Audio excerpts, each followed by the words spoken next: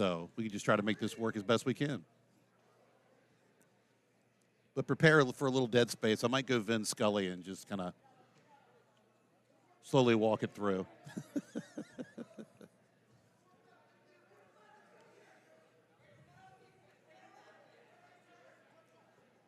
Didn't know that my phone would chew up so much battery power either.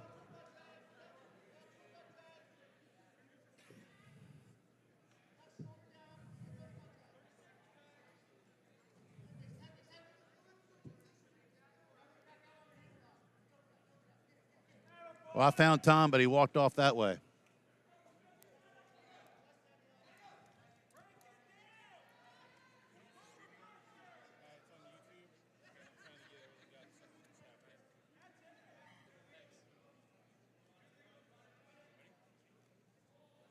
At least one thing, we know the levels are good.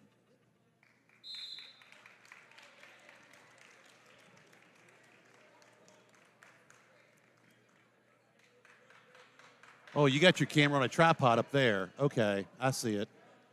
Of course, you got two people standing right next to the dang thing.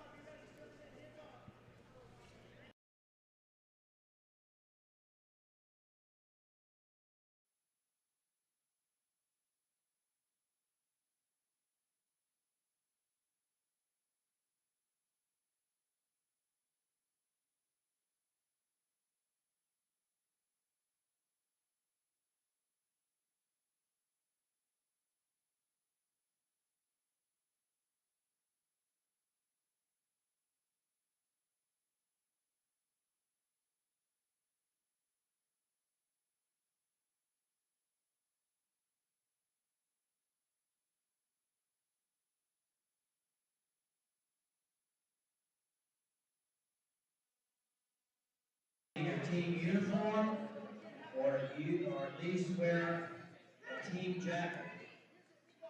So if you're getting a medal tonight, please stay in your team warm-up or a team jacket. No hats, please. And we do all the awards when all the wrestling is finished. Places 1 through 8.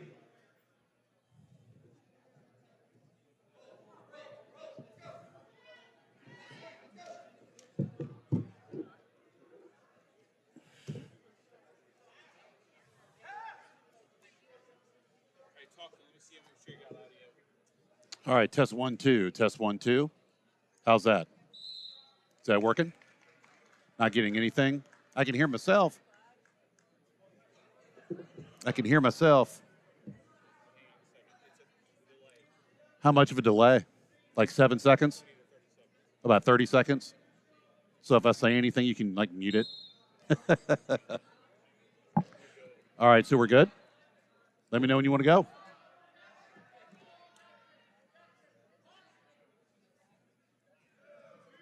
Heck, you might have to come in here, Tom, and talk with me.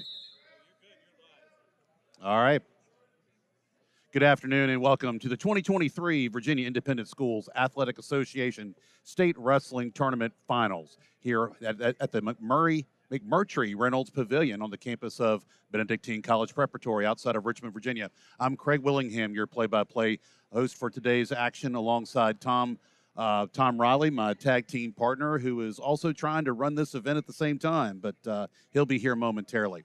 We've had 2 exciting days of wrestling here at Benedictine. And the finals are shaping up to be tournament no finals. exception. Actually, Here we're going to at have our the last two Murray matches today. McMurtry Reynolds 132 Pavilion and on the campus 138, of Benedictine College three of the four Preparatory outside of contestants Richmond, being Virginia. returning state I'm Craig champions. Willingham, your Currently, you're play-by-play watching host the for today's action 144 alongside Tom match between Tom Riley, my of tag St. team Christopher's partner, and the who is black and also red trying to singlet run with this the red event at the same anklet. time, but he'll be here Wrestling momentarily. Benedictine's Brady We've had Ballander two exciting and days of St. Christopher's wrestling Tyler here Hood just at won his state Benedictine, championship. and the finals are shaping up to 14-5 be no exception. Here we're going to have our last Brady Murray Ballander of McMurtry Reynolds Pavilion on the campus of had kind of a late Benedictine start College here, but Preparatory outside of we're Richmond, getting Virginia. going here. I'm Craig And, Willingham, your currently play-by-play you're watching host our for today's action next alongside match, Tom 150 Tom Riley, final my of tag St. team partner, Christopher's. who St. is also Christopher's, trying to Mitchell run this event at the same time, with but a 20 he'll be here wrestling momentarily. record. We've had two exciting days of wrestling Tyler Hood at won his state Benedictine, championship. and the finals are shaping up to be no exception. Here we're going to have our last Murray McMurtry Reynolds Pavilion on campus of had kind of a late Benedictine start College here, Preparatory but outside of we're Richmond, getting Virginia. going here. I'm Craig And, Willingham, your currently you're play-by-play watching host our for today's action next alongside match, Tom 150 Tom Riley, final my of tag St. team partner, Christopher's. who St. is also Christopher's, trying to run this event at the same time, but he'll be here momentarily. We've had two exciting days of wrestling Tyler here at won his state Benedictine, championship. and the finals are shaping up to be no exception. Here we're going to have our last Murray McMurtry Reynolds Pavilion on campus of Benedictine College Preparatory outside of Richmond, Virginia. I'm Craig Willingham, your play-by-play host for today's action alongside Tom Riley, my tag team partner, who is also trying to run this event at the same time, but he'll be here momentarily. We've had two exciting days of wrestling here at Benedictine, and the finals are shaping up to be no exception. Here we're going to have our last Murray McMurtry Reynolds Pavilion on campus of Benedictine College Preparatory outside of Virginia. I'm Craig Willingham, your play-by-play host for today's action alongside Tom Riley, my tag team partner, who is also trying to run this event at the same time, but he'll be here momentarily. We've had two exciting days of wrestling here at Benedictine, and the finals are shaping up to be no exception. Here we're going to have our last Murray McMurtry Reynolds Pavilion on campus of Benedictine College Preparatory outside of Virginia. I'm Craig Willingham, your play-by-play host for today's action alongside Tom Riley, my tag team partner, who is also trying to run this event at the same time, but he'll be here momentarily. We've had two exciting days of wrestling here at Benedictine, and the finals are shaping up to be no exception. Here we're going to have our last Murray McMurtry Reynolds Pavilion on campus of Benedictine College Preparatory outside of Virginia. I'm Craig Willingham, your play-by-play host for today's action alongside Tom Riley, my tag team partner, who is also trying to run this event at the same time, but he'll be here momentarily. We've had two exciting days of wrestling here at Benedictine, and the finals are shaping up to be no exception. Here we're going to have our last Murray McMurtry Reynolds Pavilion on campus of Benedictine College Preparatory outside of Virginia. I'm Craig Willingham, your play-by-play host for today's action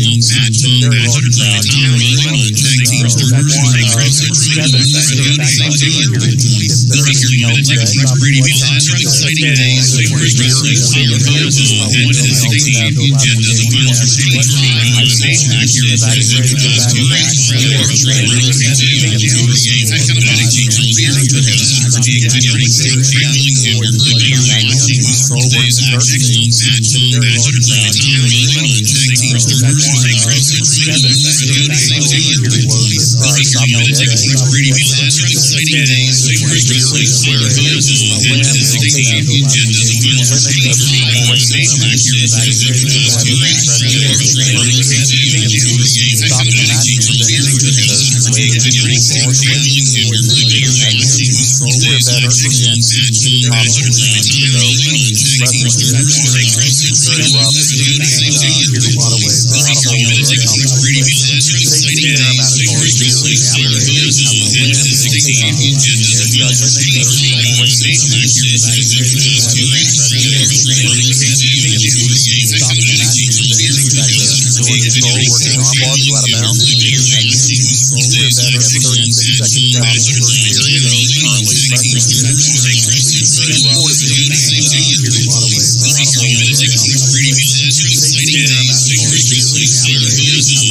and the finals are shaping up to be no exception. Here we're going to have our last Murray McMurtry Reynolds Pavilion on campus of Benedictine College Preparatory outside of Virginia. I'm Craig Willingham, your play-by-play host for today's action alongside Tom Riley, my tag team partner, who is also trying to run this event at the same time, but he'll be here momentarily. We've had two exciting days of wrestling here at Benedictine, and the finals are shaping up to be no exception. Here we're going to have our last Murray McMurtry Reynolds Pavilion on campus of Fire rack up another 3 points in your ball game. Baglioni is Mark Baglioni, who is a head coach for a couple of years with the Freeman College after Rice retired, Hall of Famer for coach for the Freeman Baglioni. Real nice camera watch and tight half to go along with that. And his son Mitchell is now a senior and Fire quite incredible. Baglioni starts Mark Baglioni, who is a wrestler and head coach for a couple of years with the Freeman College after Rice retired, Hall of Famer for coach for the Freeman Baglioni. Real nice camera watch. Have a 2-point takedown for Baglioni. Now he leads 9-0. That actually is a benefit of the thing. They have won the state already started. When you wrestle, you're trying to rack up as many points as possible in your ball game. Lead at 47 is called a major decision or and gets some extra bonus points for tournament points. Have a 2-point takedown for Baglioni. Obviously at 9-0. Technical fall is better. It's a benefit of the emotional. Won the major decision certainly helped over record. When you wrestle, you're trying to rack up as many points as possible in your ball game. Lead at 47 is called a major. Baglioni secures the fall, and with 55 seconds left in the second period, and has won himself a state championship for St. Christopher over, as we know, better important for him and won the major decision certainly helped over record.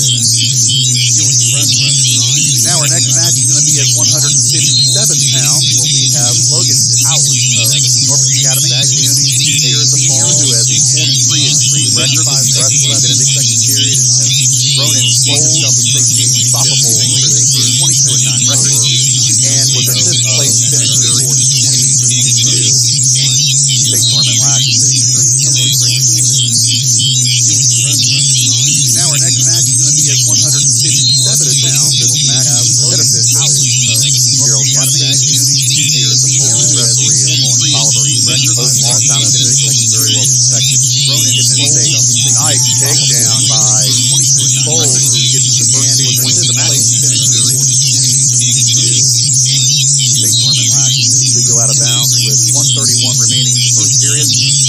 Now our next match is going to be at 157 pounds. This match has head official Norfolk Academy.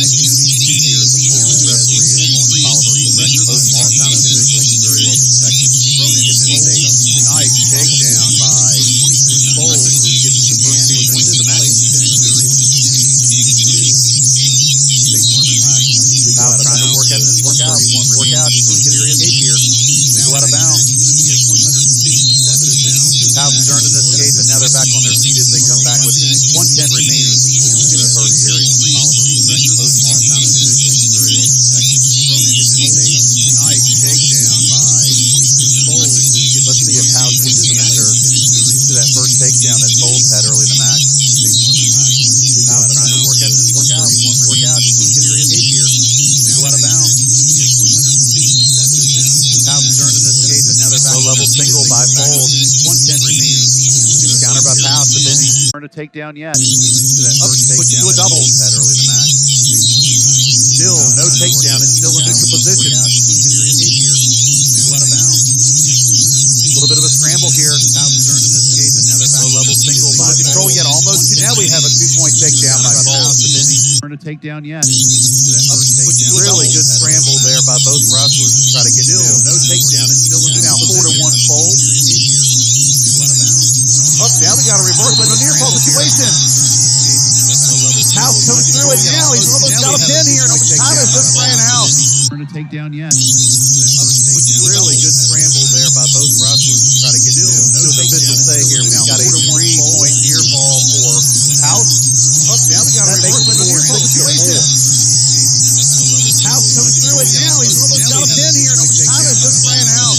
Earn a takedown Now yet. we're going to have a little bit of a conference because really good scramble there by both clarification. No officials say here we've got a 3-point near fall for House. Up now we got a reverse, but a near fall situation. I think there might have been something where time ran out.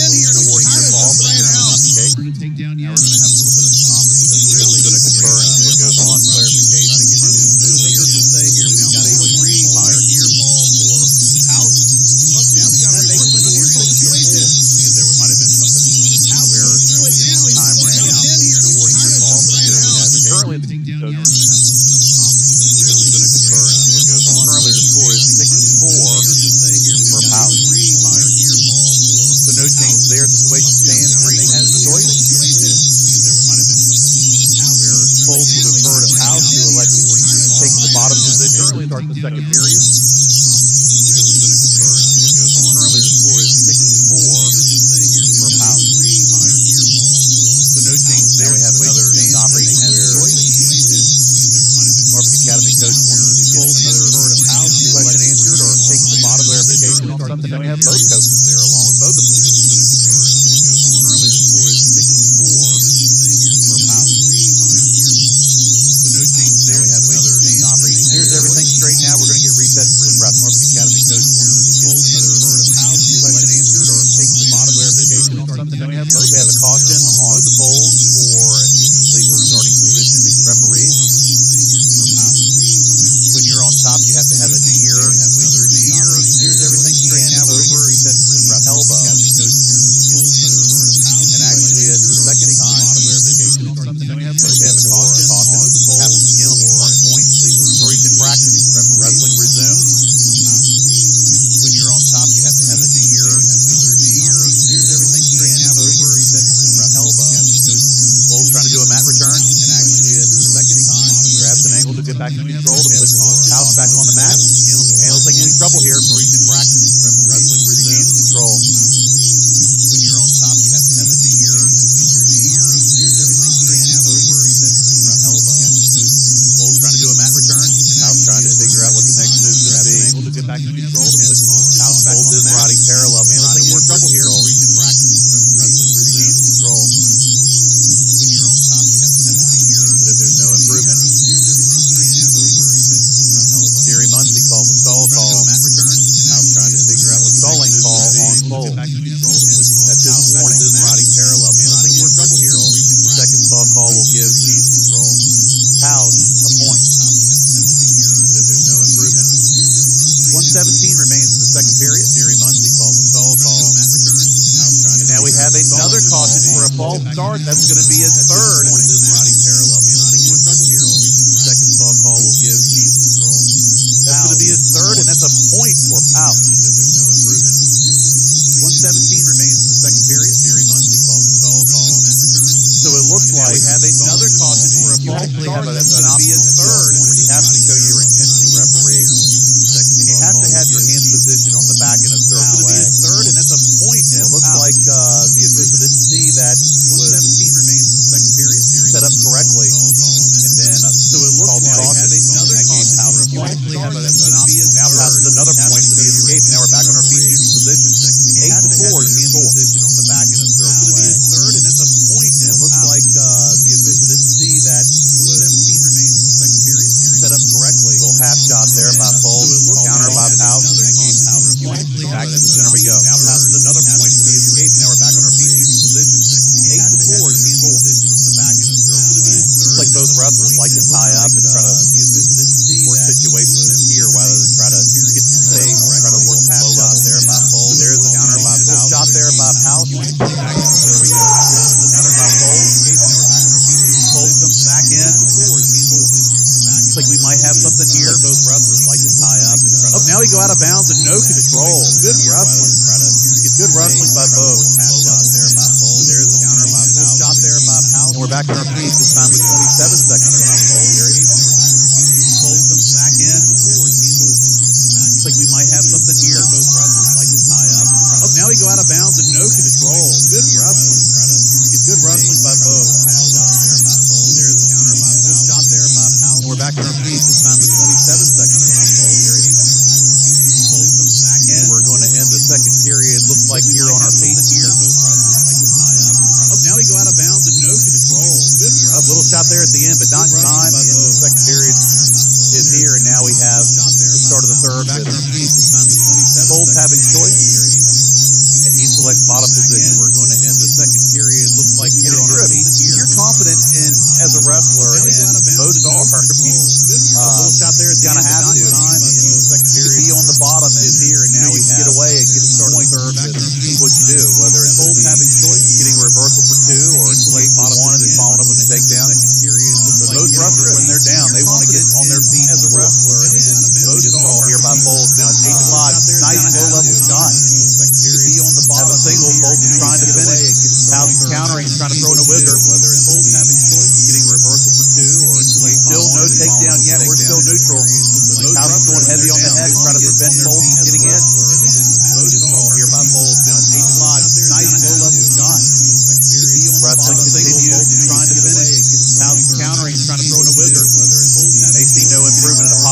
stalemate call here. Still no takedown yet. We're still neutral. That's what we have here. Stalemate call. Trying to prevent holds from getting in. Back on our feet, neutral position. 118 remaining here in the third period.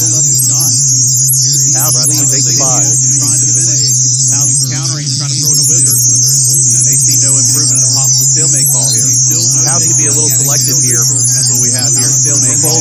Really has to be the aggressor on the feet. Back on our feet, neutral position. 118 remaining here in the third period. Had a shot that really didn't work, and almost House was able to spin around and get two. They see no improvement in a possible stalemate call here. House can be a little selective here. As time goes, we have here. Fold doesn't have time is not hold the sprint here. You've got to work. 118 remaining here in the third period. Had a shot that really didn't work, and almost House was able to spin around and get two. Shot by fold, we're back on our feet again. They see no improvement in a possible stalemate call. As we approach 30 seconds left in the match here for the third period. Fold doesn't have time is not hold the sprint here. You've got to work. 118 remaining here in the third period. Had a shot that really didn't work, and almost House was able to spin around and get two. Shot by fold, we're back on our feet again. House does not want to make a mistake, so he's not going to take a shot. And he's been called for stalling by Jerry Matt here for the third period. Another stall call will give Fold the point.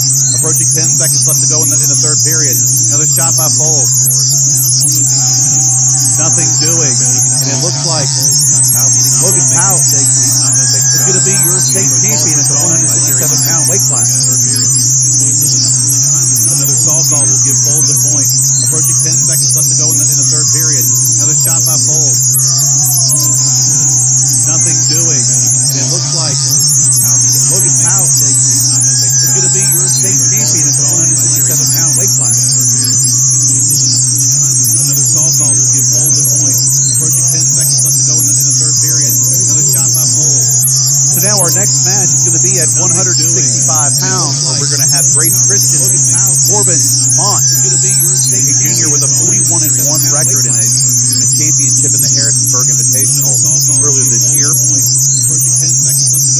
His opponent is from Norfolk Academy. So now our next match will be at 165 pounds. We're going to have Grace Christian, a two-time state champion and ranked 23rd nationally with a 41-1 record in a championship in the Harrisonburg Invitational earlier this year. Little scramble out of bounds.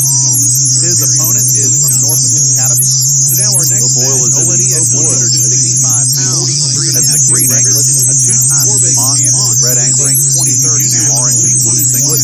Nice shot there by O'Boyle. Gets a quick two. Little scramble out of bounds. First takedown of the match. His opponent is from Norfolk Academy. So now our next O'Boyle is already at 165 pounds. Has the green anklet, having escaped secure here by Mont. Now we're back on our feet. Orange and blue singlet.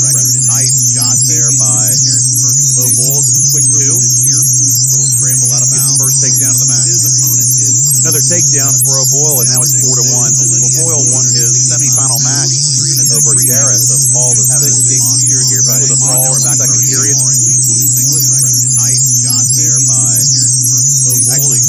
By a tech ball in the second period. First takedown of the match. 26-11. Another takedown for O'Boyle, and Mont also won by tech ball. Won his semifinal match 16-0 win over Garris of Paul the Sixth of the Cup with a fall in the second period.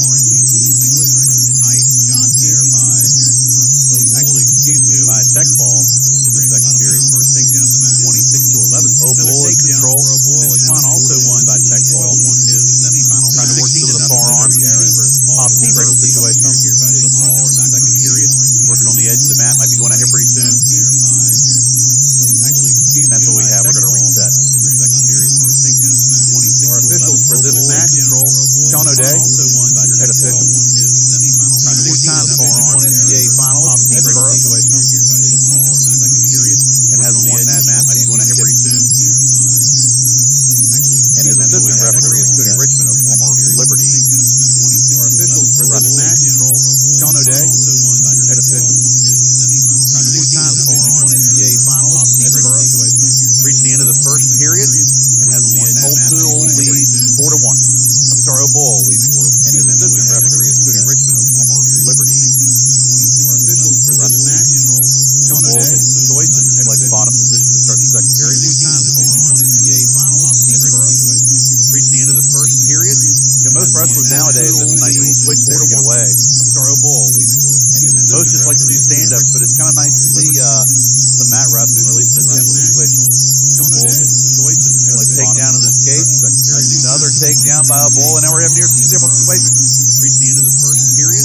Most wrestlers nowadays, it's a nice little switch. Looks a little precarious. Most just like to do stand-ups, but it's kind of nice to see near fall points, some mat wrestling, or at least three holding that it's going to be awarded when the situation ends. Like takedown of the skates, back over we go, take the situation, and now we're having not any difference near fall point. Reach the end of the first. Trying to secure a fall here. So we might have something. Looks a little precarious.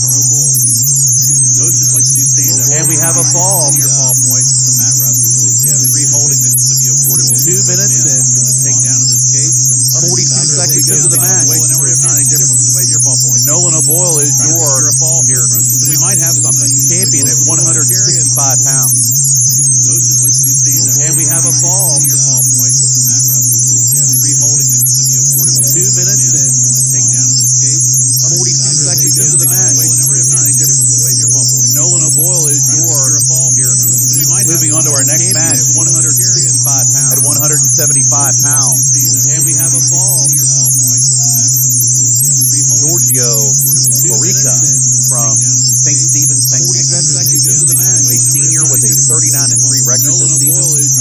Went 3-2 at the moving on to our next match this year, which is one of the most at 175 one of the top national invitational tournaments that you can be in. And to go 3-2 in that event is extremely impressive. His opponent is St. Christopher's Riley Fink, senior with a 36-7 record. Went 3-2 at St. Christopher's already secured the team title, and Fink is also secured a national takedown tournament that you can be in. 30 seconds into this match, and now he's up 2-0.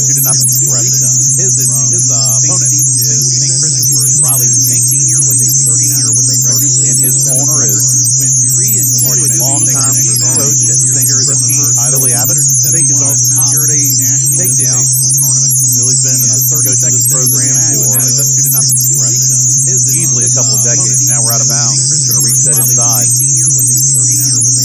In his corner is Corica, longtime coach at St. Christopher's Billy Abbott. Fink is also secured a national takedown. Cody Richmond is now your head official coach of this program for assistant referee is Joe. Easily a couple of decades. Now we're out of bounds. Going to reset inside. In his corner is Corica, longtime coach at St. Christopher's Billy Abbott. Fink is also secured a national takedown. Cody Richmond is now your head official coach of this program for Fink on top, trying to get wrist control and secure something, possibly hammerlock or possibly something else. Corica resisting, trying to work up back to his base. Try to work out a possible escape or reversal. Get to a sit-up position, trying to get wrist control. Gets down to his feet. Mat return by Fink. Possibly something else. Corica resisting, trying to work up back to his base. Sometimes when you're taken back to the mat, you got to pop back up quickly. It doesn't happen this way. Get to a sit-up position, trying to get wrist control. Gets down to his feet. Mat return by Fink. Going to reset. Possibly something else. Corica resisting, trying to work up back to his base. Sometimes when you're taken back to the mat, you got to pop back up quickly. It doesn't happen this way. A little scramble here. Corica sat out. Quickly chased by Fink. Stop the match. Fink back in control. Has wrist control here. Possibly something else. Trying to work up back to his base. Sometimes when you're now we have a stoppage at the end of the first period, and Fink leads 2-0. A little scramble here. Corica sat out. Quickly chased by Fink. Won the toss. Deferred. Has wrist control here. Deferred to Corica, who chose bottom. Now we have a stoppage at the end of the first period, and Corica won his semifinal match earlier today over Hopkins with a fall to 6 by a fall in the second period. Won the toss. Deferred.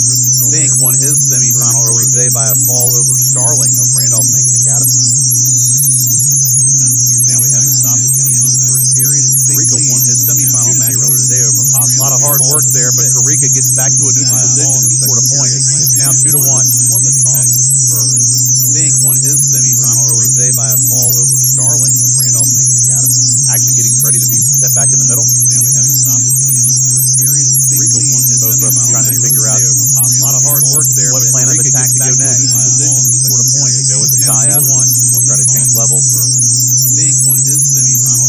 by a fall over Starling of Randolph-Macon Academy. Action getting ready to be set back in the middle. Now we have a stoppage going into the first period. Little level change shot there by Karika, trying to figure out defended by Fink. A lot of hard work there. What plan of attack to go next? Scored a point. Go with VISAA. Try to change levels. Fink won his semifinal earlier today by a fall. Now thinking with a shot. Randolph-Macon Academy. Action getting ready to be set back in the middle. Now we have a stoppage going into the first period. Little level change shot there by Karika, trying to figure out defended by Fink. But ran out of room. We go out of bounds. To go next. Scored a point. 51 seconds remain. Try to change levels. Fink won his semifinal earlier today by a fall. Now thinking with a shot. Randolph-Macon Academy. Action getting ready to be set back in the middle. Now we have a stoppage going into the first period. Little level change shot there by Karika, trying to figure out defended by Fink. But ran out of room. We go out of bounds. To go next.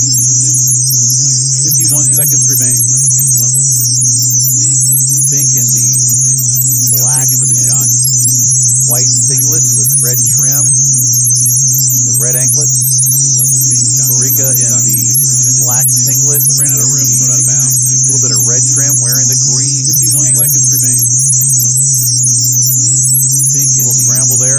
Be back on the feet. Little half shot there by White singlet with red trim. Now we're back on the mat here. The red anklet. Karika in the a nice little throw by Karika. Now Fink's in trouble, and we've got near fall, and the period ends. What do we get? We've got two near fall there for Karika. Shot there by White Karika.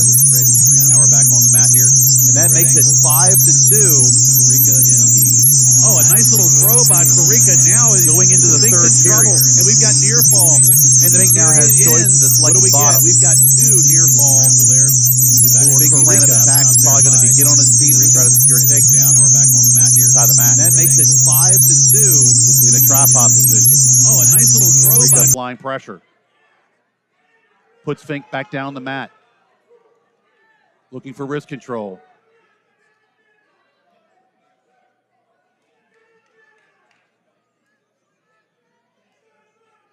Trying to wrench your wrist over to try to see if he can possibly get a turn here. And maybe another set of near fall points.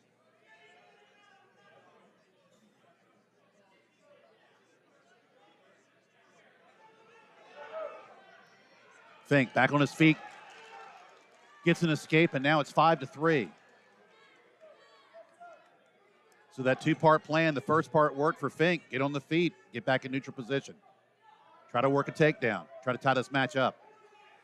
Possibly a takedown straight to the back would really help. Up. Little scramble there. Good wrestling there.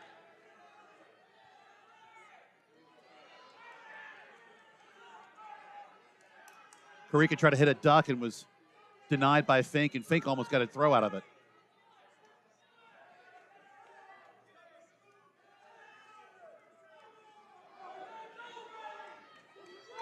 Approaching 30 seconds left in the third period, and Fink hits his own duck under down and gets a 2-point takedown. And now we have a tied match here with 25 seconds left.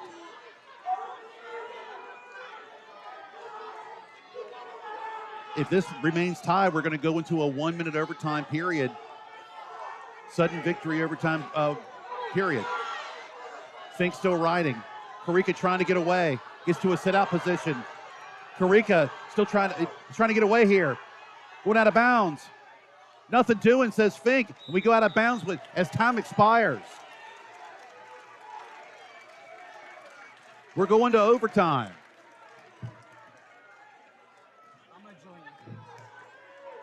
Well, my tag team partner and tournament event planner, Tom Riley, former head coach at Lee Davis High School and also a renowned state official. Tom, how are you doing? I am doing well today. How are you doing? You sound good. I tell you, you're doing a really nice job on running this tournament today. Right now we've got we have overtime here.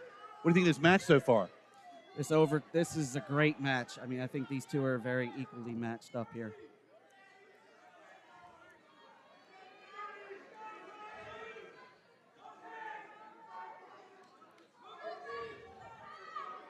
You know,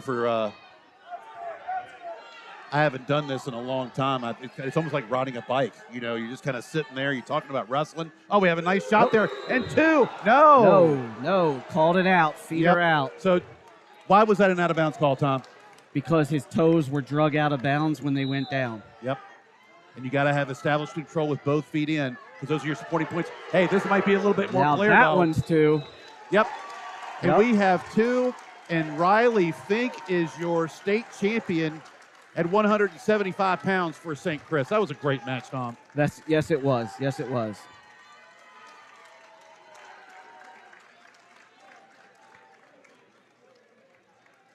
So now our next match, we move to 190 pounds. I'm still getting used to these new weight classes this year. Our opponents are going to be from St. Stephen, St. Agnes, James Blackman, a junior with a 31-5 record, was an All-American last year at the National Prep Tournament. He's going to be in the red anklet with the black singlet.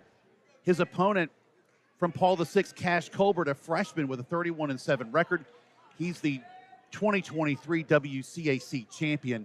He is in the green. He's in the kind of the gold color singlet with the green anklet, and both wrestlers are on their feet. We start the period. Tom, what are both wrestlers trying to figure out here on our feet? Well, right now they're just working for hand control and trying to work on a position that they can get in on a shot. So got some collar ties going on there. Looks like Blackman's looking more for tying up with his hands, getting hand control, where Colbert is more on the collar tie, trying to get inside those long arms of Blackman. You know, when I wrestled, I really did not like wrestling tall wrestlers because, I was a little tall, shorter. lanky guys. Yeah, because I had that much more room to try to shoot and get in, and I had to really change my setup with that. Speaking of setup, we have a shot by Colbert that was quickly denied by Blackman. We go out of bounds with 52 seconds left and no score. How both wrestlers got here, Colbert got here by a fall over Zito of Episcopal. Blackman had a major decision, 12-0 over Petrus of St. Christopher's. Tom, this is an aggressive sport, wrestling, but could you be too aggressive on your feet to start a match? I don't know.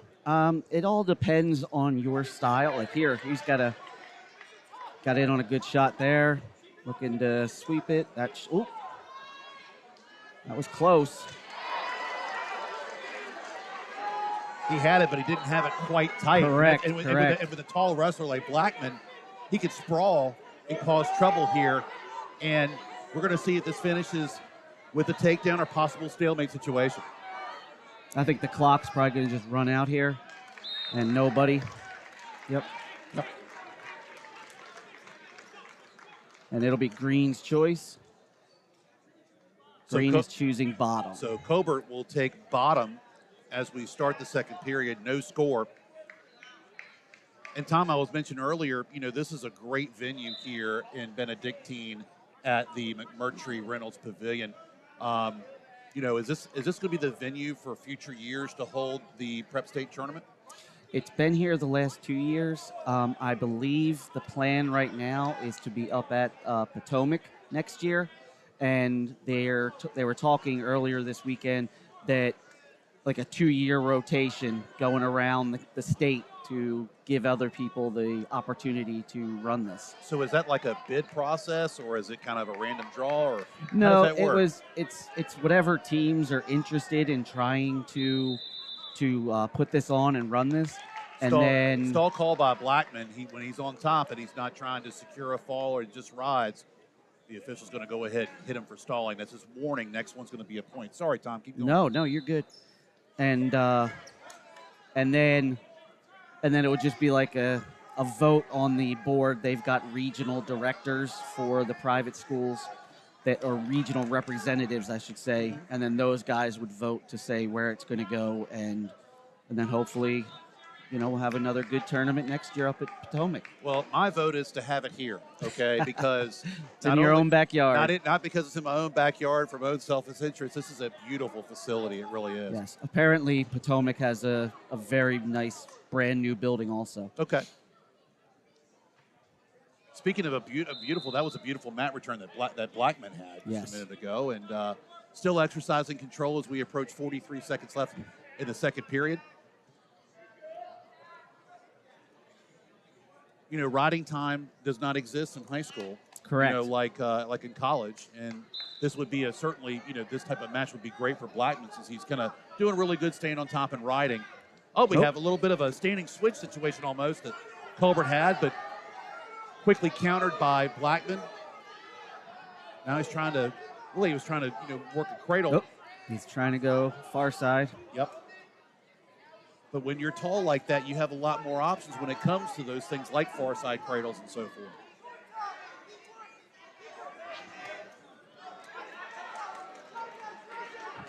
Oh, we have one. We have an escape for Colbert. Right here as we approach the end of the second period. Great timing for that to get a lead going into the third period. And it's 1-0 Colbert. Blackman has choice. Blackman's going to go down. Choosing bottom there so that he can hopefully tie this up and then get a takedown to go ahead. So earlier in one of the matches, I was talking about how most wrestlers want to go on bottom, or at least certainly most coaches want them to go on bottom. Why is that, Tom? Because if they get out, they get that automatic 1 point for the escape. That's the thinking there, is that you can get that one fairly easily, or even a reversal. So you have more scoring potential on bottom than you would to necessarily on top if you're not very strong at tilts and turning guys. Yeah, because the situation could be escape, takedown, near fall. You know, that could be either 5, 6, or 7 points. Correct. Depending on what situation that you get. So, and that's why, it's kind of funny. Us as officials, sometimes we see a wrestler that kind of looks at their coach and their coach goes down and they kind of go, why? That's why, Ooh, that was a nice mat return That there. was a nice one there by Colbert. And this is pretty impressive considering he's a freshman. Yes. But we have seen lots of very talented freshmen this weekend, and it's just boding very well for the VISAA. Yep. I'm glad you mentioned that, because this second day of matches have been very, very consistent, but also very, very close. And, yes, as I was leading in, I was talking about we've had 2 really exciting days of wrestling. Now we have, an exciting set of finals matches that, certainly the last 2 are probably going to be the best ones at 32 and 38, where we have 3 or 4 returning state champions for both those matches. I believe that it is 4. Okay. I believe all 4 in the finals, and there'll be a gentleman that'll be joining you later who really knows these guys and does a lot of the private school, the VISAA rankings. Gotcha. All right. Look forward to that, Tom. But right now we're spending some quality time here. That's right. Talking about matches right in front of us here at this great facility. So, Tom, let me ask you this, since we've got how is it like to run this tournament? What are some of the things that are good? What are some of the craziness that kind of happens as it goes along? I would say that the good thing is all the coaches and the wrestlers are very respectful when a issue does. Looks like Colbert ended up winning that 1-0. Colbert wins 1-0, and actually, for not a really high-scoring match, it was good. You had some flurries, and you had a lot of good control by both wrestlers. But Colbert, as a freshman, wins his first. Be interesting to see how that goes in future years. So now we're going to move on to our next match at 2:15. For Paul VI, it's Brady Colbert. I'm going to assume that's his brother. A senior with a 42-1 record, and was the 2022 Holy Angels Tournament champ. He is in the gold singlet with the green anklet. His opponent is St. Christopher's Maximus Buono, and also a senior with a 24-11 record. And so what do we see, Tom? We just saw the ref called that a slam, because once you lift your opponent up off the mat, you are responsible for his safe return, and he did not return him safely to the mat then. And with something like that, that's a judgment call. And so there might be a little bit of variance from person to person, but also from situation to situation. And that one there, The official felt that Oh, it was. looks like we're going going to get a quick fall here. Oh, we got a quick fall here. Colbert Oh, secures a takedown. Is turning over Buono.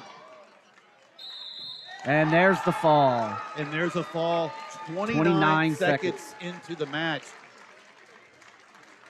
Your It gives champion from Paul VI is Brady Colbert.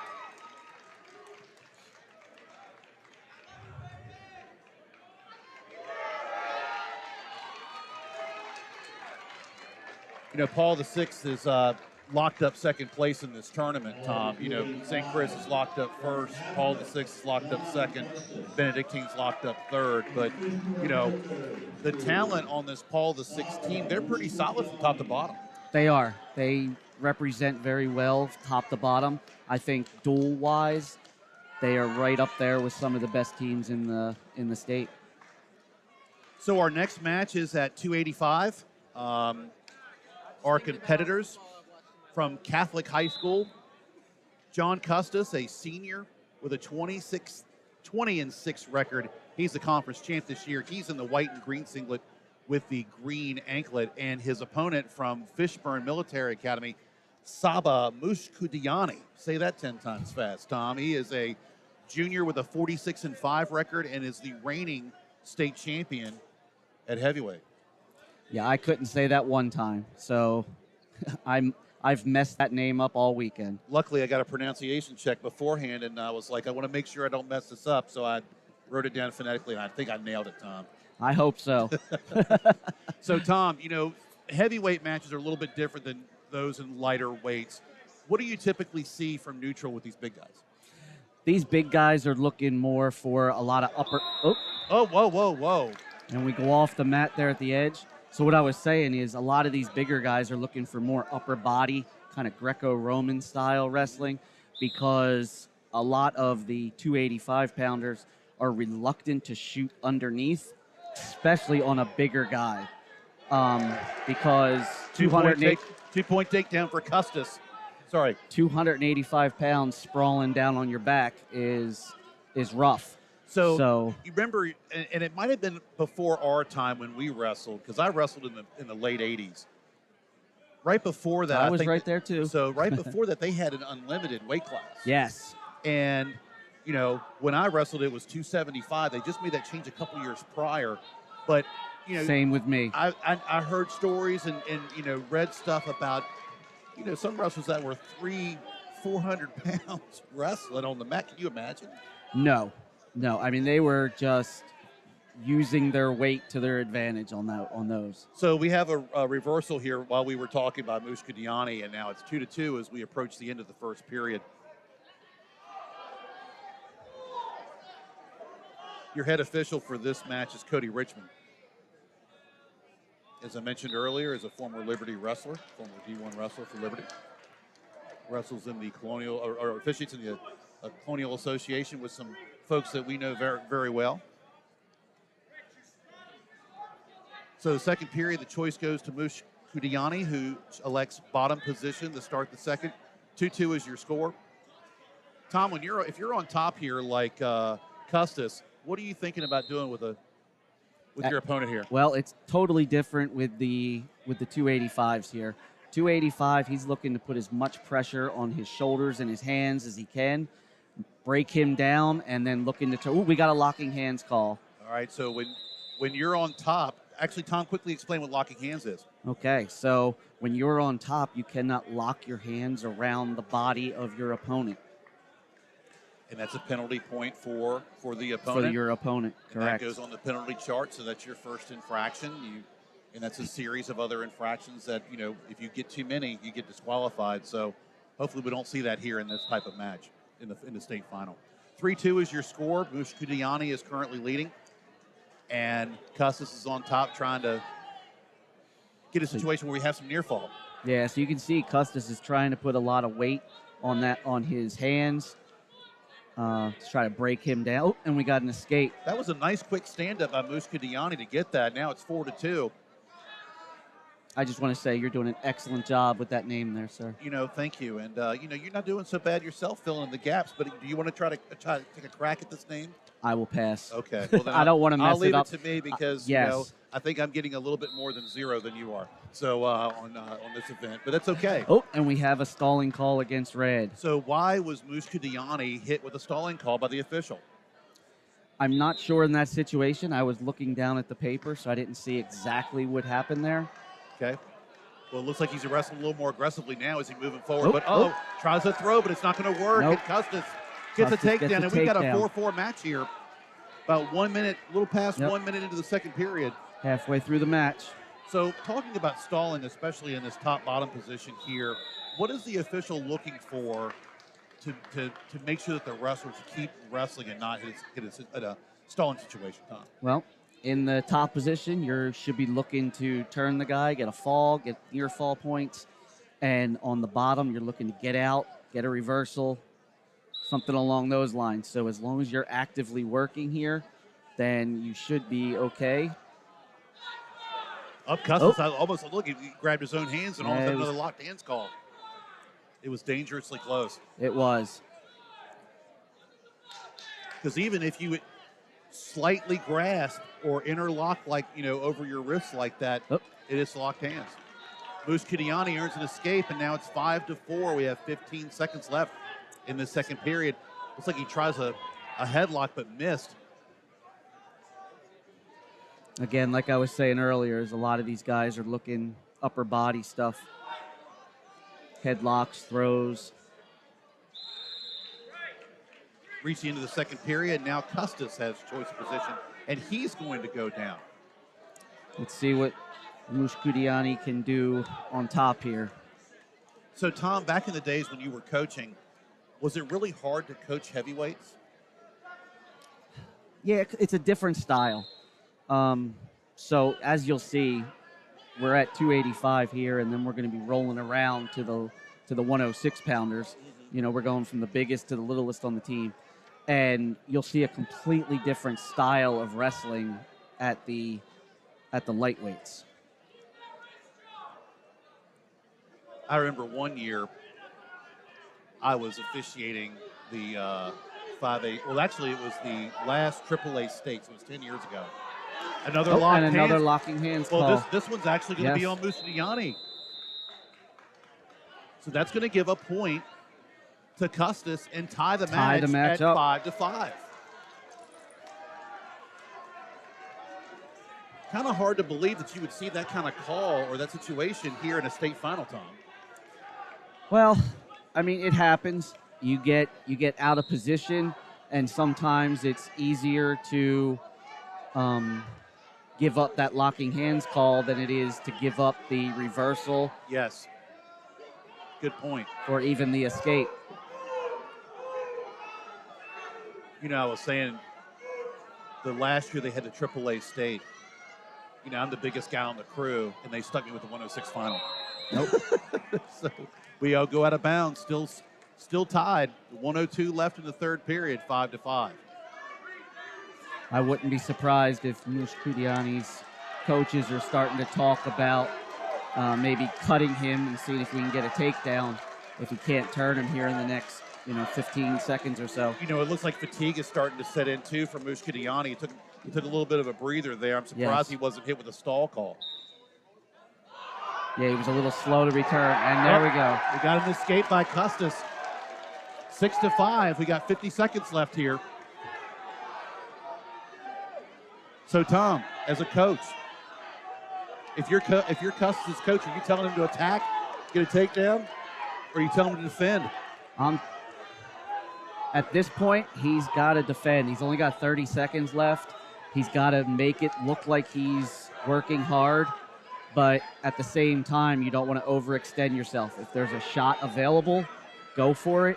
Otherwise, lock up the collar tie and hopefully get through this.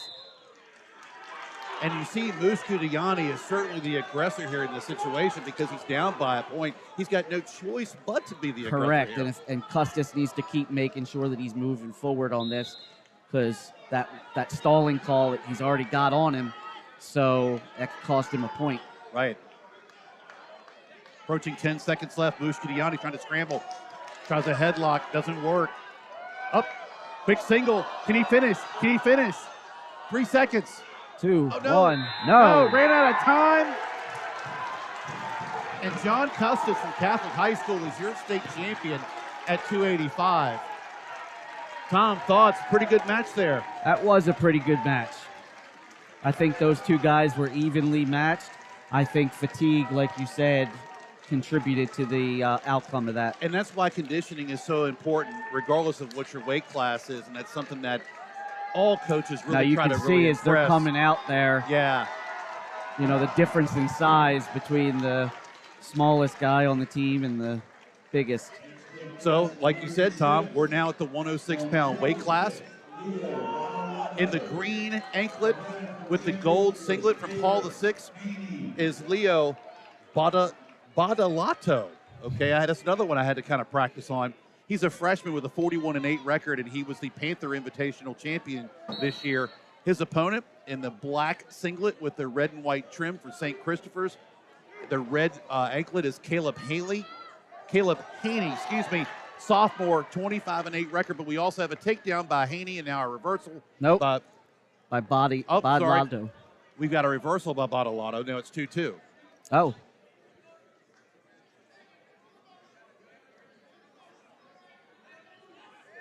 But getting back to what we were saying earlier about conditioning, and all coaches really emphasize that regardless of what weight class, because And we got an escape by Haney. Yep. Because 6 minutes is a long time for a wrestle. It is very long. It doesn't sound like a lot, but you go out there and put forth 100% for 6 minutes and you get extremely tired. Haney gets a takedown, now makes it 5-2 a minute into this match. Looks like Haney's got a cradle locked up, and we're getting some near fall. Yep. It could be. It looks does not look good for Badalato. As Haney's got a really tight hold there. We're in near fall. He's got a long time before that clock runs out. Yep. Nope. I got to run. All right, well, thanks. We might see you in a little bit there, Tom. Good job. Well, as Tom was saying, Caleb Haney is trying to secure a fall here. We got about 25 seconds left in the period, and he just did. 1 minute, 36 seconds into the match, and Caleb Haney is your champion at the 106-pound weight class from St. Christopher's. Caleb Haney.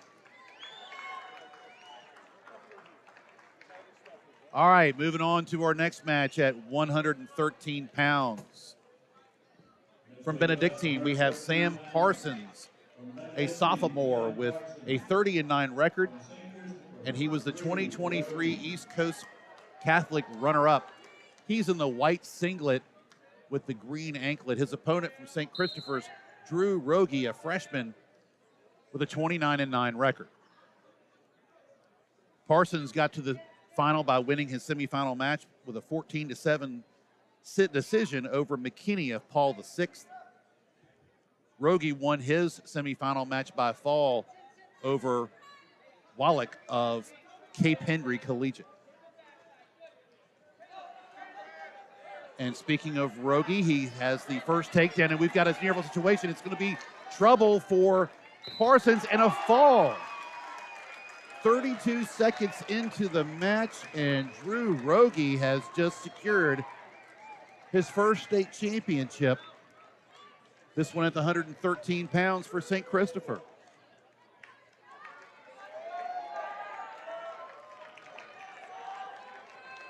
Pretty impressive to just go all out and get a fall that fast.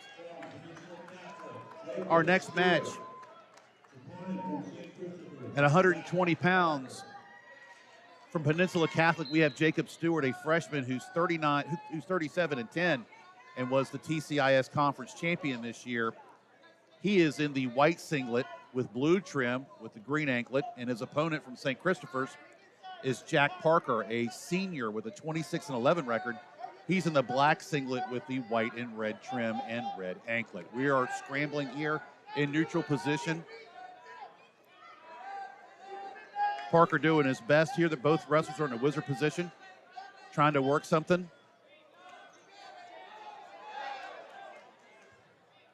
Nothing doing. We're still in neutral position here. Parker really trying hard to drive to get at least a single and try to work around, but Stewart is really, really putting up a fight. Now Parker has a single. Trying to get the other ankle. Is that going to be two? Yes, it will. He's got two as we go out of bounds for the takedown. We'll resume with Stewart in the bottom position and Parker in the top position.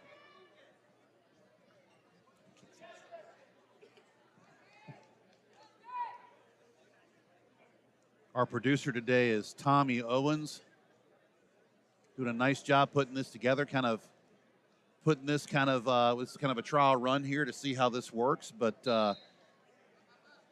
I'm impressed how fast he set all this up in about 30 minutes. We have an escape here for Stewart. We're back on our feet. Let's see if Stewart can respond with a takedown of his own. And he does with a shot, a single. Quickly countered by Parker. Stewart still has a tight single. He's still trying to drive and work it.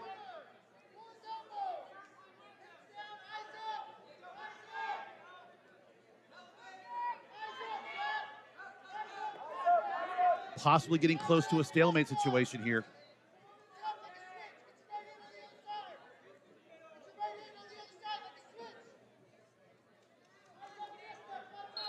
And we do.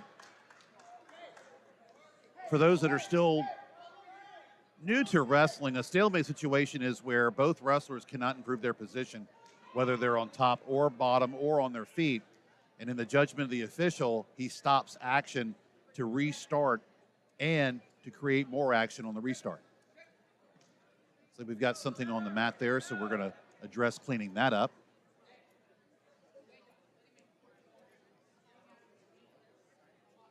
Our head official for this match is Mike Weinshear. His assistant is Ralph Henry. Action's resuming. Short time here in the first period. Deep shot by Parker. Does he get two? Yes, he does, with 1 second left in the period. And he's got a 4-1 lead moving into the second. Parker won the toss, selects the bottom position to start the second period. And his plan of attack is probably going to get back on his feet and get another takedown. Action resumes. Parker trying to work back onto his feet. Now it's hand control, a little hand fighting. Little standing switch action there. Quickly countered by Stewart. Stewart trying to do a mat return. And Parker has got a nice, so he's going to go try to do a walk over there. Now we've got a reversal.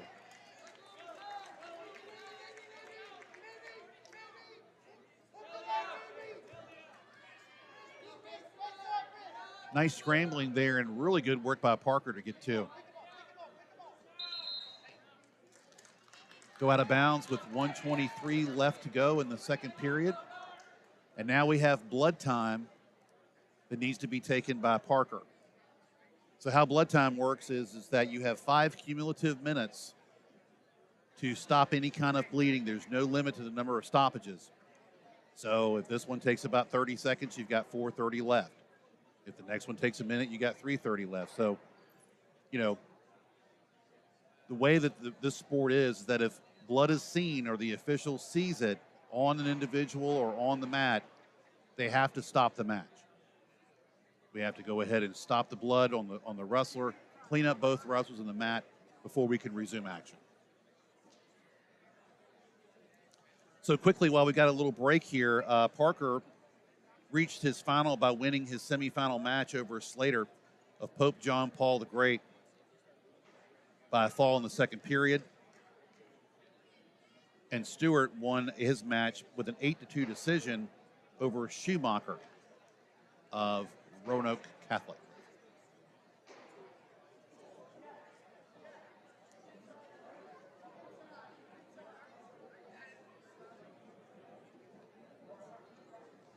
So we have everything cleaned up. We have a 1-point escape by Stewart. In this situation, even though Stewart was down, Parker elected to put him back on his feet. And the reason he did this so he can get a quick takedown, and now he's got 2 more points and a 6-point lead.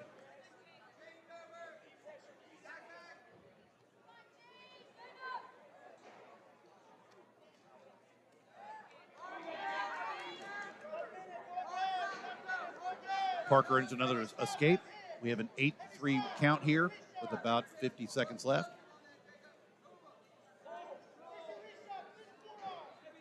Looks like Parker's going to get another takedown. He looks really good on his feet here.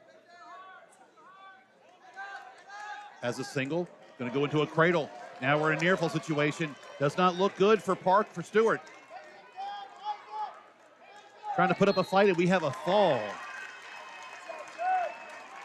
3 minutes and 27 seconds into the match. Jack Parker has secured a state championship, another state championship for St. Christopher's. Next match, 126 pounds. And now we move to 126 pounds, where we have Grace Christian Academy's Daniel Cozzolino, a senior with a 36-4 record. He was a VAWA state champ. He's in the blue and orange singlet with the green anklet, and his opponent from Peninsula Catholic is Thomas Montgomery, a sophomore with a 21-4 record. And he has the red anklet. Wrestling has started. Both wrestlers are really kind of getting after each other. Cozzolino is trying to work a crossface, get his leg free so he can get back behind to get 2. Montgomery is not letting him do it so easily.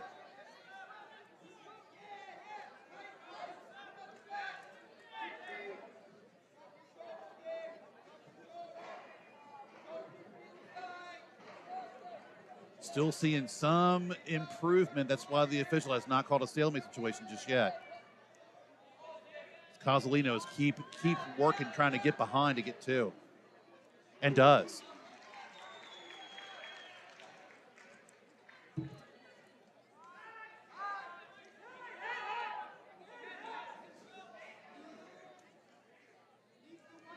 Cozzolino reached the finals by winning 7-4 in his semifinal match over Barone of Fishburne Military. Montgomery won his semifinal with a 7-1 decision over Henson of St. Christopher.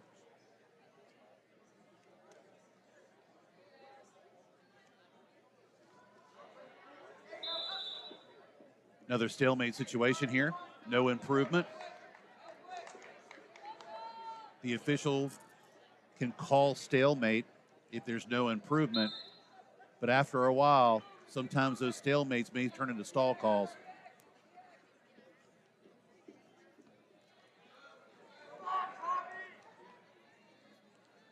Cozzolino in control. Approaching 15 seconds left in the period.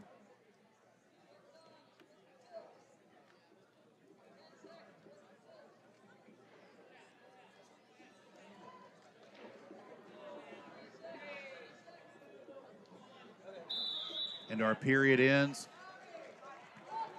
now with a coin toss.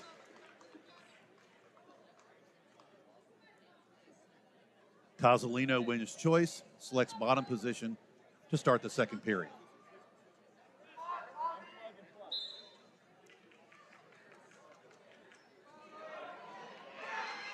Nice switch by Cozzolino to get around and has earned a 2-point reversal. And now it's 4-0. Almost wanted to throw legs in there, quickly change his mind. Now he's throwing boots back in, trying to stretch out Montgomery, possibly work a power half or possibly a headlock to turn. Montgomery is not making it easy for him. He's trying to keep his wrists away so he doesn't get possibly turned. This is one of those situations, though, when you're on top, if you're Cozzolino, you've got to get off the hip and try to make some changes, or else you could possibly be in danger of being called for stalling.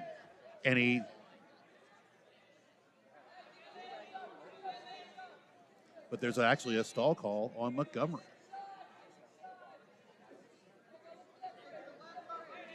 The officials saw that there wasn't really improvement or an attempt for improvement by Montgomery, so that's why the stall call was made. Now, what's interesting about stalling is that when you're on top and bottom, if the bottom man is called for stalling, action still continues.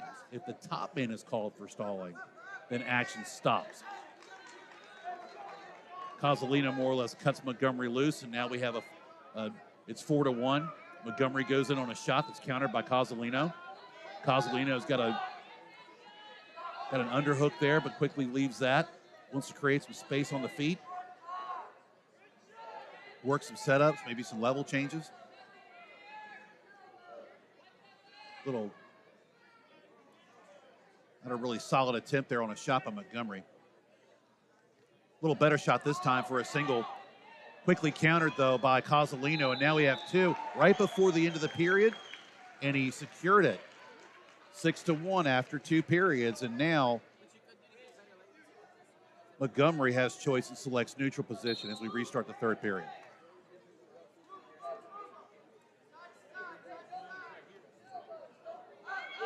Another shot there by Montgomery. Cozzolino tries to sprawl or use that weight against him. Now he's sprawled out trying to hit a cross face to try to get around.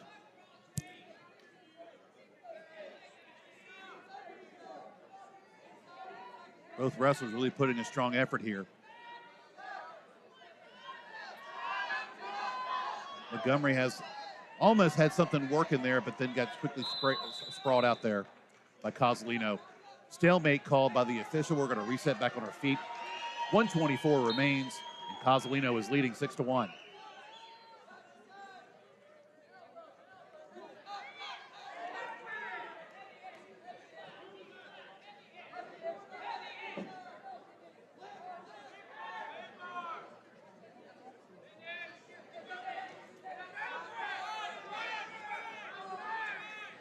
And Montgomery works around, gets a takedown. It's now 6-3. Now the strategy comes in. Does he cut him? To try to get another takedown. Looks like that might happen. Cozzolino gets an escape. His coach is telling Montgomery to go and work another shot, which he does. With a situation. Now it's another takedown.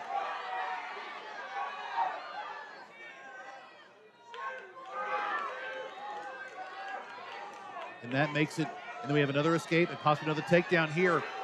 Getting a lot of points here at the last second. 7-5 is what it looks like to be for Cozzolino with 18 seconds left. Another escape, another deep shot by Montgomery. Real flurry of action here. Montgomery's down by 2. And, gets caught. Still no takedown yet. We actually have a tie score. Our scoreboard was a little bit slow, and I can tell you that working the last couple days with track wrestling and working on the laptop, you've got to really be on your game, and really, if you make a mistake, it's tough. So the officials are going to kind of walk this through with both coaches, make sure that we have the right score. Currently, the scoreboard says 7-7, and that's kind of what I have as well.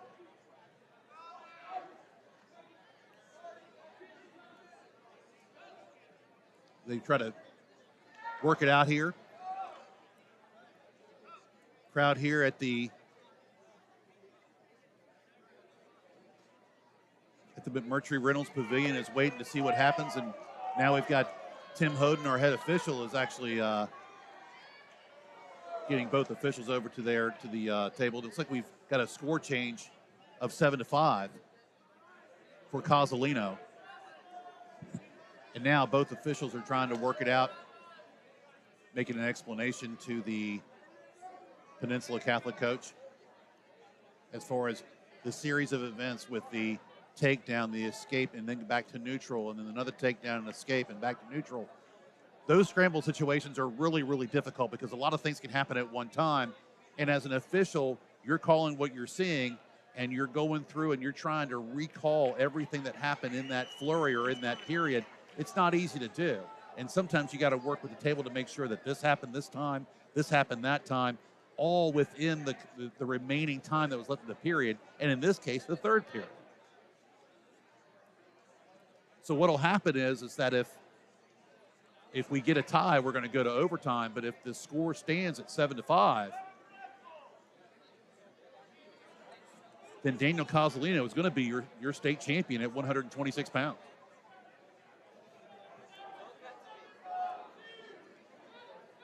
So we've got both officials and the head official in, walking through the situation, making sure that they've covered all their bases to make sure that everything is recorded correctly on the match.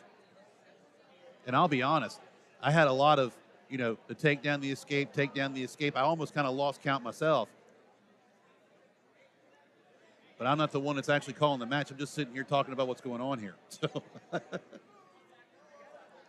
like to thank Tom Riley for sitting in with me for a little bit. He did a nice job. He might have a future in this, maybe.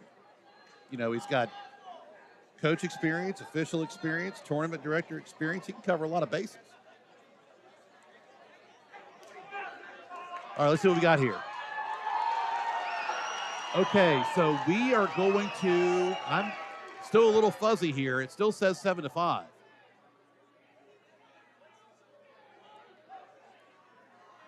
Okay, so it looks like they were getting ready to go wrestle overtime.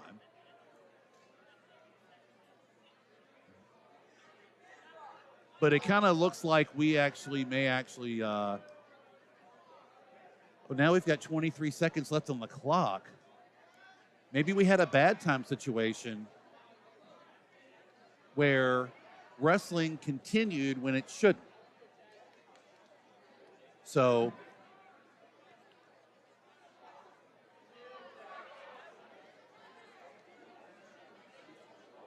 I'm a little confused, and I really don't want to speculate. I have a couple of things that may have possibly happened, but I'm really not sure. So let's see if we can possibly figure out what's going on here. So, and the thing is that you want to get it right. You want to get the calls right. You want to make sure that everything's covered, and you want to make sure that if there is a mistake that it's corrected.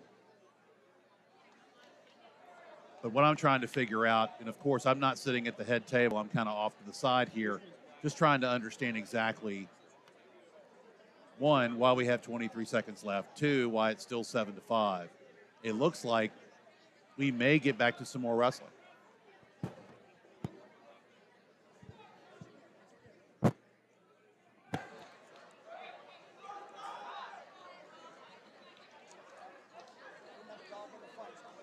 Okay. So I'm just trying to understand where we have 23 seconds. Do we have a bad time situation is what we're trying to think of?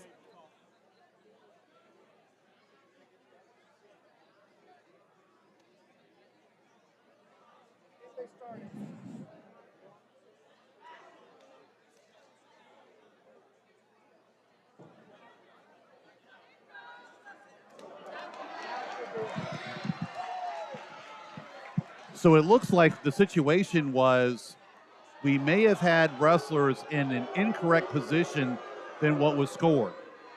So we have 7-5, Cozzolino. We're on our feet, 23 seconds left in the match. At least that's what it looks like for the moment. I was given a little inside intel, and that's exactly what the situation kind of was. So, okay, so it's okay. So 7-5. Wait a minute. Now we've got even more, let's just say, uncertainty here with the Grace Christian coach. I'm sorry, the Peninsula Catholic coach now is really trying to understand what's going on. We're not sure if they should be on their feet. We're not sure if they should be on top, bottom. We don't even know who's on top or who's on bottom now. So crowd is really getting into it, wanting overtime. They're expressing their need. And to be honest, I kind of would like to see an overtime match too. We already had one good one. I wouldn't mind a second. So, but sometimes what the crowd wants is not always what the crowd gets. So we're going to, like I said, we're going to try to figure this out And we'll be back in just a moment once we figure this out.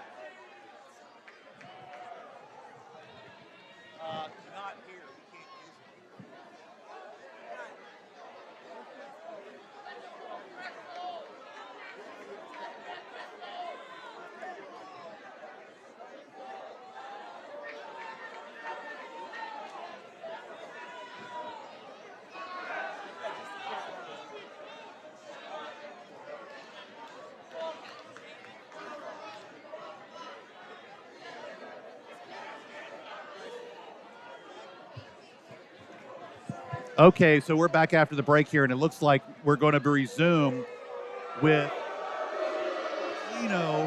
down.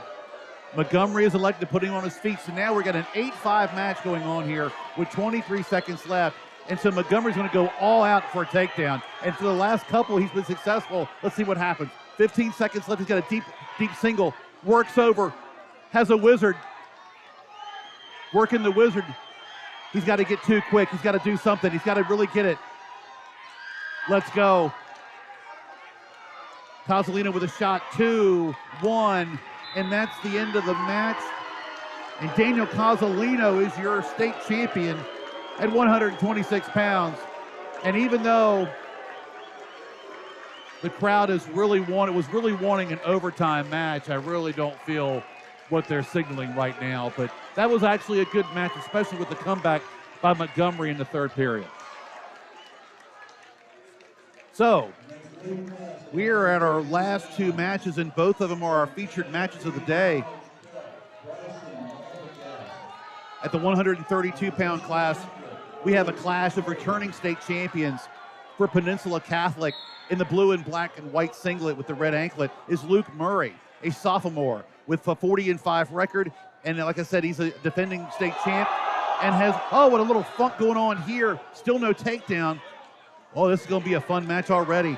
Murray already gets a quick takedown. His opponent from Benedictine is Bryson Arbogast, defending state champion also from last year, and a two-time national prep All-American. He is a junior with a 25-5 record. He just got an escape. It's 2-1, and we're only 30 seconds into this match.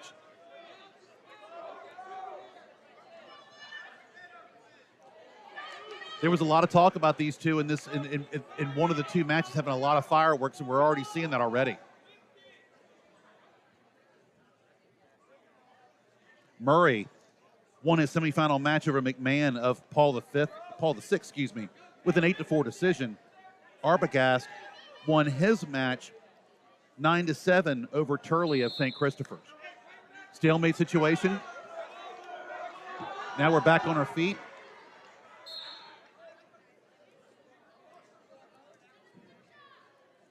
One minute in, it's 2-1. Murray. Oh, nice. This is really something here. This is a nice match here. No takedown. We're back on our feet. We go out of bounds.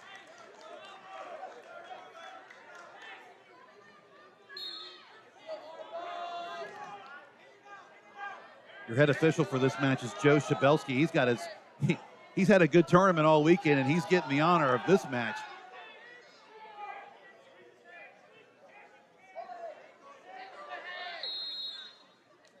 Stalemate. You know, as an official, you like to have these type of matches because you're really engaged, you're really focused, it's good wrestling, and a lot of it's going to be just a little bit of that, a small little bit of a gray area that can make it or break a change or difference in the match. Nice counter by Murray. Still doesn't have two yet. Arbogast really fighting it here. Really getting stretched out, trying to prevent that takedown. And time expires before the takedown. Interesting call, but it was the right one.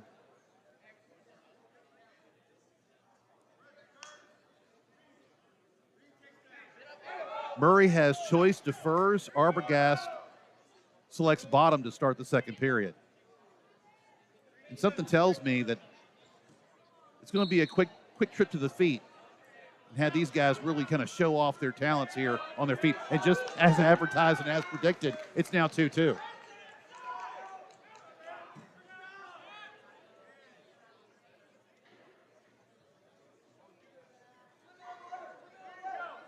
Now we're kind of in a stage here where both wrestlers are really trying to think what to do next instead of kind of going all out and attacking. It seems like we're going to be a little bit more in the strategic phase, trying to pummel in, see if they can get a little bit more countering here, a little bit more pummeling. Go out of bounds. We're back on our feet. We've had a couple of really exciting matches here, but this is probably one of the more exciting ones, not the most exciting one so far, at least a minute into the match, or 3 minutes in, actually.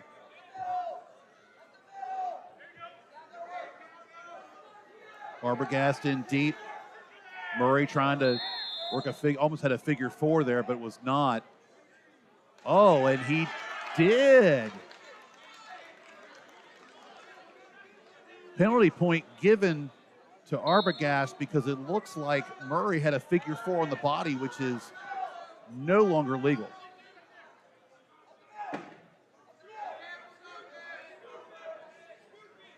Arbogast in with a deep shot. Back with another stalemate situation and back on our feet. 52 seconds to go in the second period.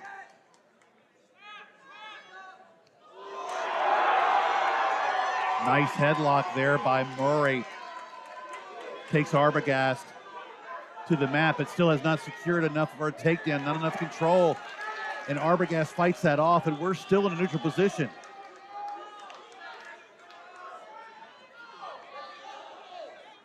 Sometimes when you throw those headlocks, you can get it tight.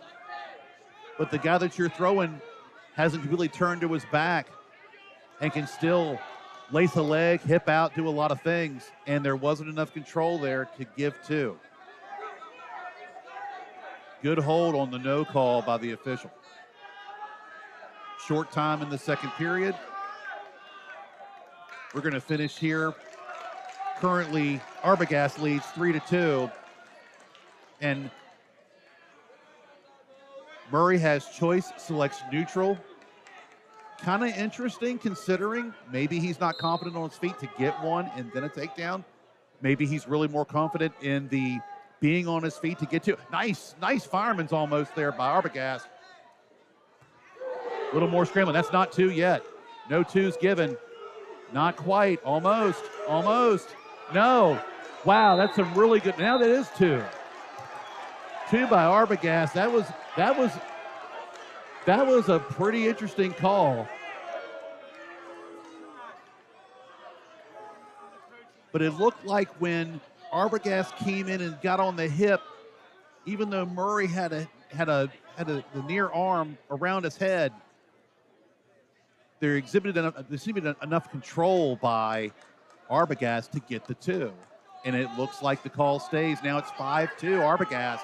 1:42 left in the third period. Murray is down. And we start again. Potential dangerous situation there. Referee does right in stopping that. When the bottom man is on his feet and the top man is completely off the ground with the leg lace and whatnot, potential situation occurs, and so the referee stops that. We have a false start by Arbogast. It's his first caution. Quick stand up by Murray. Little hand fighting. Arbogast gets back to a leg. Murray stretching out, trying to counter that. Trying to see if he can get his leg back and possibly turn and face or spin around for two. Arbogast bleed underneath there. Still has a leg. Has control. Murray pops back up. Tries to hit a roll, but is caught by Arbogast. Arbogast now trying to see if he can possibly work a little more wrist control or possibly a hammerlock situation, or looked like he was going to go for a power half and then change his mind. Stretches him out. Approaching 30 seconds left in the third period, and Arbogast is up by 3.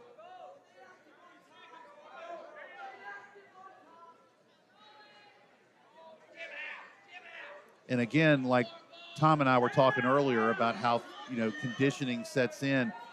Murray looks like he's starting to kind of fatigue a little bit. He's not popping up like he used to when he was underneath. But Arbogast has some pretty good ride going on the hips there.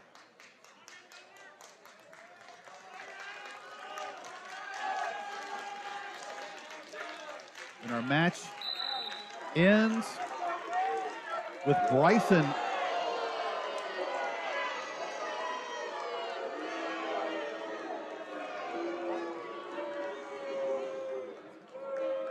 so it looks like at the end of the match, Bryson Arbogast is your state champion, but it looks like we had a situation where we had a little unnecessary roughness or an unsportsmanlike conduct, and that takes a team point off of Benedictine. But it has no bearing on the team finishes because the top 3 teams are already secured. With St. Chris winning, is going to win the championship with Paul VI in second and Benedictine in third. Moving on to our last match of the night at 138 pounds, we've got Benedictine's Lane Ford, a sophomore, with a 34-4 record. He was a state champion and National Prep All-American last year. He's in the white and green singlet with the green anklet. His opponent from St. Christopher's is Cale Rogie, a senior with a 39-9 record, and has the red anklet with the black, white, and red singlet, and secures a takedown to get the quick lead. Back on the feet is Ford. We're 2-1. We're back on our feet. Both wrestlers trying to change levels and look for a shot. Looked like Ford tried to work a Russian or something real quick, but then that quickly changed. Now both men are tied up here on trying to secure a takedown here. Or a throw, possibly a Lieberman, who knows.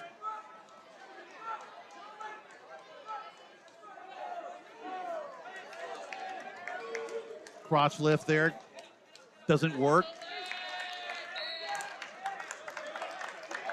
Actually, it did. We had a takedown. A takedown was scored by Rogie, and then an escape was earned by Ford to make it 4-2. However, it's like Benedictine coach is just trying to get some clarification here.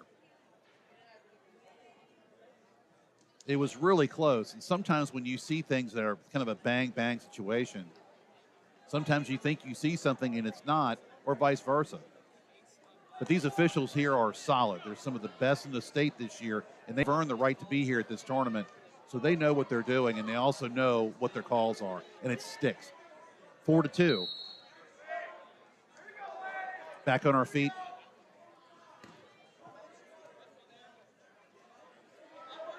Rogie quickly getting 2 takedowns to start the match.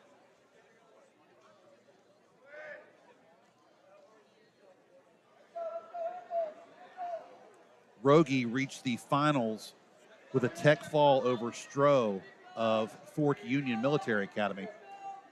Ford also had a tech fall over Sharp of Cape Henry Collegiate.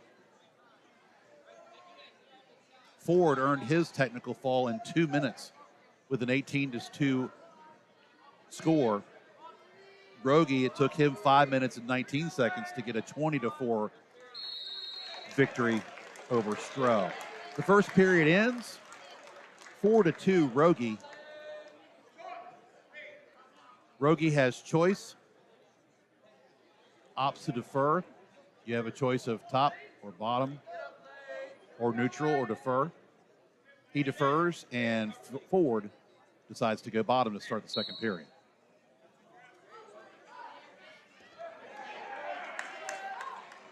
Talking about St. Christopher's and that they've secured yet another state championship as a team pretty much for the last, 30 years or so. They've pretty much been the perennial champions. I think Woodbury Forest won 1 year. Ford secures an escape. It's now 4-3. And then there was a 4-year run by Benedictine when Coach Ryan Hall was here. And that was interesting because it was back and forth between St. Chris and Benedictine those years. And even though Benedictine won those years, it was really tight with St. Chris. And I was actually able to officiate a couple of those years, and those were really, really good tournaments.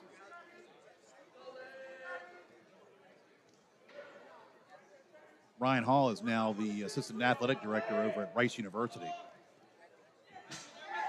Really built a solid program here that still is one of the best prep teams in the state.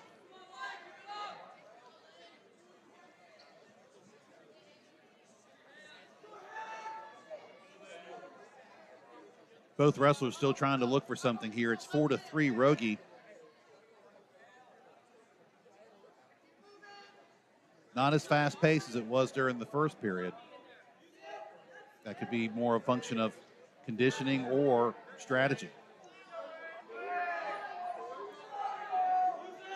Ford trying to muscle in to work something, possibly a high C.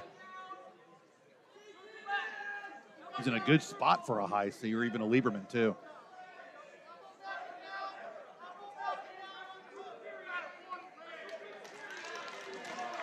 And Rogie is called for stalling. As you could probably see the last little bit that he was more defending and not really attacking. That's his warning. Another call against him would create a point for Ford. Rogie has choice this period, selects down. With a 1-point lead, he's going to do his best to try to get back on his feet to get 2 or possibly a reversal to get a 3-point lead. Quickly on the feet and quickly with an escape. 4 seconds and on your feet in neutral. Not bad. 5-3 is your score. Looks like things are going to be turned up a little bit. Looks like Ford's trying to turn it on. Little shot in there by Rogie. Little counter there. Not yet. Got to do a mat return. Not yet. Now it's 2. Rogie earns the takedown, and it's 7-3. This match, along with 132, was the 2 really featured matches of the night. And the 32 match was really good. This one certainly isn't disappointing either. And for the last match of the night, and really for the season for these young men and women, there's actually a couple of, I know of at least one, possibly 2 women that competed in this tournament too. Actually, I think one of them placed.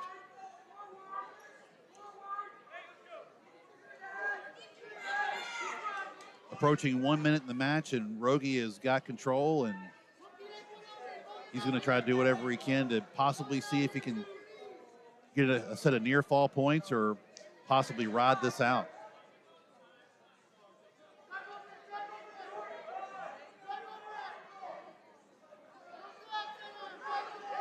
Ford does not have much time. He's got to do something. Gets back on the feet. Rogie returns him to the mat. Quick sit-out position by Ford.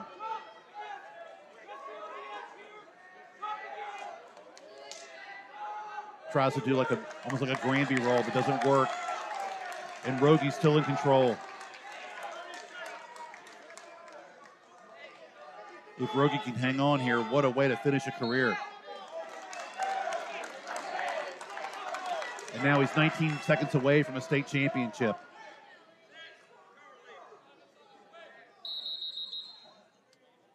False start by Ford. Actually, not a bad idea to try to jump the whistle and try to get a little bit of a break. That's his first caution. Quick sit out, back on the feet, mat return, little roll there.